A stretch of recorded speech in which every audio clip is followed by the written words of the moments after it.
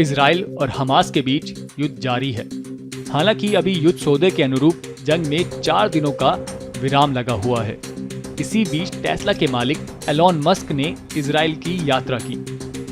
Elon Musk की इस यात्रा के दौरान उनको कफर अज़ा के दौरे पर ले जाया गया, जहां मस्क को हमास के आतंकवादियों द्वारा किबुत्ज के लोगों पर किए गए आतंक को दिखाया और अत्याचारों के बारे में बताया गया।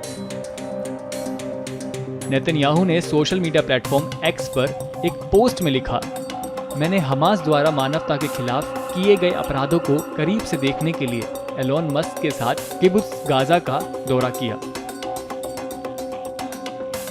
एलॉन मस्क को हाल ही में सोशल मीडिया प्लेटफॉर्म एक्स पर एक यहूदी विरोधी के समर्थन में प्रतिक्रिया देने के बाद उनको कड़ी आलोचनाओं का सामना करना पड़ा था। साथ ही युद्ध के बीच सोशल मीडिया प्लेटफॉर्म एक्स पर बड़े पैमाने पर यहूदियों के खिलाफ दुष्प्रचार और घृणास्पद भाषण को न रोक पाने की वजह से भी उनको आलोचनाओं का सामना करना पड़ा।